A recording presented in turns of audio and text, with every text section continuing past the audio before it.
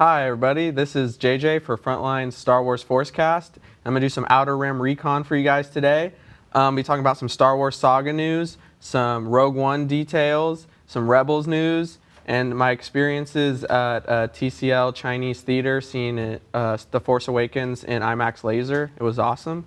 So let's get started. Gwendolyn Christie, who played Captain Phasma, was recently interviewed, and she said that she's confirming that Captain Phasma will be in Episode 8. I don't know necessarily how I feel about that. Her character wasn't really utilized in The Force Awakens, and going into the film, I thought she was going to be more of a cool, definitely like ruthless character, and like the way they kind of, saying that they're going to put her in a trash compactor seemed kind of like a cool way just to end her story, but maybe in Episode 8 they could really give her a storyline and some, make her look really cool to redeem herself from The Force Awakens. And also Admiral Akbar, the actor who plays him, I think is Pete Rose, and Peter Mayhew were scheduled to make an appearance at Pensacola Comic-Con, and they had to cancel that because they have to go back to film Episode 8 like in the next couple weeks. So I guess that's confirming that Admiral Akbar and Chewbacca will be in Episode 8. So Chewbacca wasn't that much of a surprise, but it is a surprise that Peter Mayhew will continue to play some of the parts of Chewbacca, because I know he's getting up there in age and has some health problems, and they had to bring someone else to play the more athletic parts of Chewbacca in The Force Awakens. But that's cool to have him stay in Episode 8 because he's definitely a big figure in the Star Wars universe, and he's always been great and gracious to the fans. So that's cool that he's coming back for Episode 8. And interesting article from USA Today, a couple of the Oscar-nominated editors of The Force Awakens, Marianne Brandon and Myra Jo Markey, they let it slip out during an interview that Yoda was actually supposed to be in The Force Awakens. He was going to play a big cameo role, and that Frank Oz actually was in set and did a lot of work and a lot of different dialogue for Yoda, and he was supposed to return maybe as a Force ghost or a flashback. I'm not really sure. So that's kind of bummed out. Like I wish I never would have even read this article, because now I'm really bummed out. Like, I really wish Yoda would have been in The Force Awakens. I think that would have been cool. And then hearing how Hayden Christensen's Anakin Skywalker was supposed to appear as a Force ghost in Episode 7, and that got canceled. That didn't happen. So it's just really a bummer, because I think they could have really added some cool elements and really, added to the philosophy and the depth of the Force in this movie. I'm just hoping maybe in Episode 8 they could be added in there to play that role. And recently, Rian Johnson and Colin Trevorrow said that they are going to be shooting 8 and 9 in film, just like every other Star Wars movie, which is cool.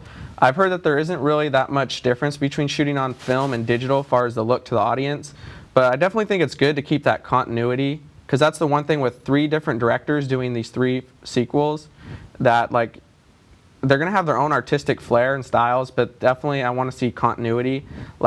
Yeah, you could tell that Rian Johnson directed this movie and JJ did that movie, but I want to still feel like Star Wars and still feel like it has that continuity throughout, because that's really important. Because what was so great about the original 6 films, whether you have your gripes with the prequels or not, it was nice because George Lucas kept a continuity through his storytelling. So hopefully these next 2 will definitely keep with the continuity of Episode 7, but just keep pushing the envelope and showing more and keeping us surprised. And Colin Trevorrow says he wants to shoot part of it in space. I don't know how fiscally capable that is, how much that would cost. I know that some IMAX documentaries about space have been shot in actual space. I know Christopher Nolan tried or discussed about shooting some of Interstellar's footage in space, but it just didn't work out. So maybe with a couple years past since Interstellar, that the technology will catch up, so it'll make it cheaper to shoot in space. Maybe with all the work that SpaceX has been doing, they could figure a way to put some cameras on one of their rockets or something. That'd be kind of cool to see, make even Star Wars feel more grounded and more realistic.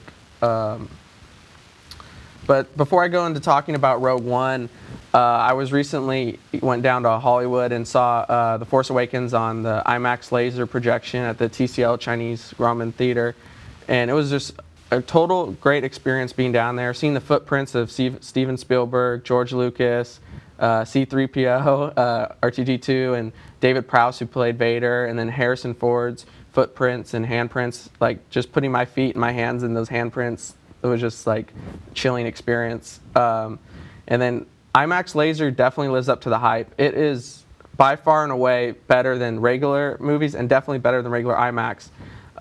It's said to be 60% brighter than a regular movie and regular film projection. Has two 4K projectors running, and in, like, the way it's configured is actually perceived to be better quality than 4K, which is amazing. And you don't really know what the color black is and the color white is till you see a movie in this format. It's just the white on the stormtrooper's helmet and armor is just so pure. And then, like, the explosion when the TIE fighter explodes after Finn and Poe crash land, you could just see different shades of the sand, and just the explosions are just so much more loud and, like, just really immerse you. Like you feel like you're in the movie because they have like a 12 sub like speakers, and it's just like so loud, like your ears almost hurt, but just like puts you immersed into the film. And the 3D was even crisper and really comes at you at you know, an IMAX laser.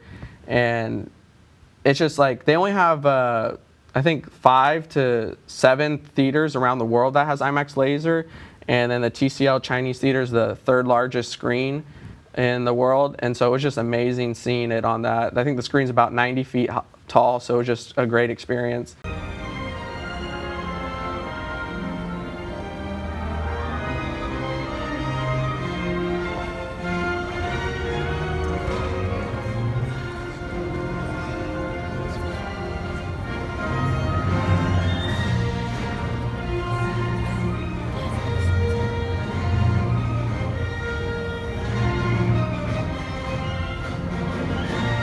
And just like Kylo Ren looked that much more menacing and like clear, crisp graphics. And it's said to have like double the pixels of like a regular movie. So it's just like, I recommend if you have a chance, go down to Hollywood and just to see the theater for its artistic flair, and just to be able to say you sat in the same theater that Marilyn Monroe, Charlie Chaplin, and some of the greats have sat in, and they held the Oscars there in the 40s. And it was just felt surreal to be in a place with that much history. And then, but so you're entrenched in like old time feel and architecture, but then you're given the best quality show that we have in today's technology. And so I definitely recommend seeing it. So I think I'm definitely want to go see the next, you know, Batman vs Superman down there. That'd be really cool. And so Rogue One, some details about that have come out. I'm still waiting for the trailer. That's been like a year almost in Star Wars Celebration, where we got that really short teaser trailer where we had this scene. But so the details are Vader is going to be a total badass in this movie. He's going to be menacing, and he's going to be at his prime. And they said he's going to be even more ruthless than A New Hope and Empire Strikes Back and Return of the Jedi. And it says that he's not going to be the main villain, but he's definitely going to have some sequences where it says it'll strike the fear in every rebel soldier that comes across him. And I heard like he's going to be force choking people and just like mutilating people and just like going crazy. And if this turns out to be true, these rumors, I think that'll really show people that Disney's not afraid to go dark with Star Wars, because they said they want this to feel like a real gritty war movie. And so to do that, they're going to have to go dark and really give consequences to like people's lives and really make the audience feel like this movie has weight to it, which is going to be a challenge since it's an anthology movie. Some people might be confused, like think this is part of the saga, and then it's not going to be about the Skywalker lineage. So they really have to, you know, do a good job with this movie and make it feel real and feel high stakes all the time. And they're bringing back Grand Moff Tarkin through some kind of technology, even though the actor has passed away. So that would be cool to see. And then there's some costumes leaked out recently at the Germany Nuremberg Toy Fair, and they look really cool. It's the costumes for Felicity Jones, Diego Luna, Donnie Yen, and Jiang Wen. And just like they have this one costume that looks like a bounty hunter, a mercenary. It just looks really cool. And then this other costume kind of looks like Han Solo's you know, coat and stuff that he wore on Hoth, and it looks really cool. It definitely looks like the feel of Star Wars, but definitely looks like they're sleek and they're like definitely like war uniforms. So that's exciting. Like seems like they really want you to feel like you're like going to be on the front lines and like really entrenched in a battle, which is going to be really cool.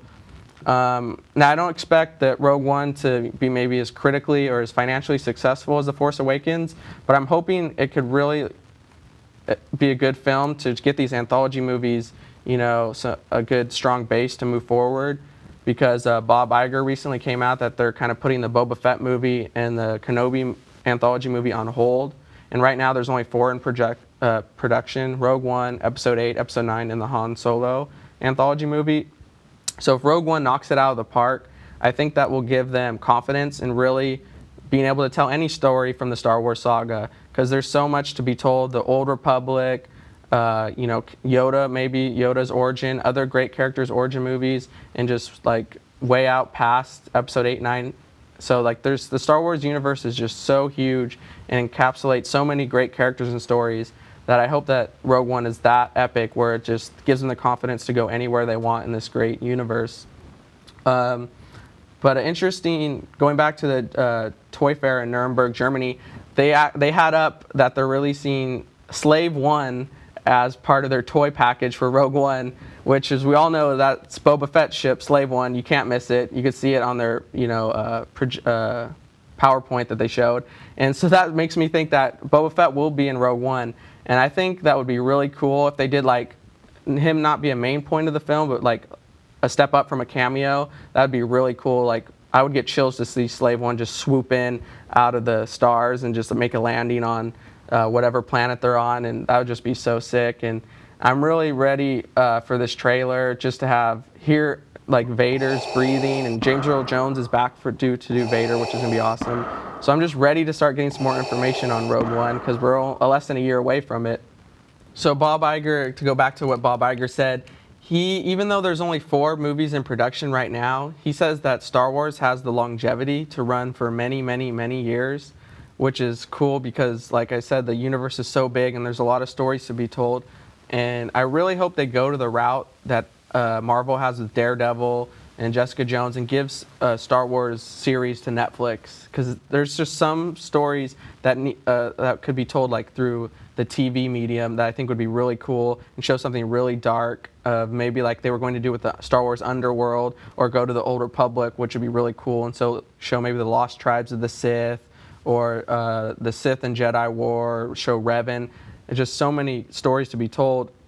And then he was also talking about Marvel, like Star Wars and Marvel just have so many stories to be told that they're going to continue on for years and years. So even after Phase 3 is over for Marvel, they're going to continue with that, which is cool. So that just kind of shows that they really believe in these 2 properties, and then that they're going to really just try to make good movies and then keep the longevity going. So it looks like we could look forward to maybe 40 more years of Star Wars movies, and maybe not one every year like they had first said. He kind of pumped the brakes on that, but definitely won't be too big of a wait in between, which is cool.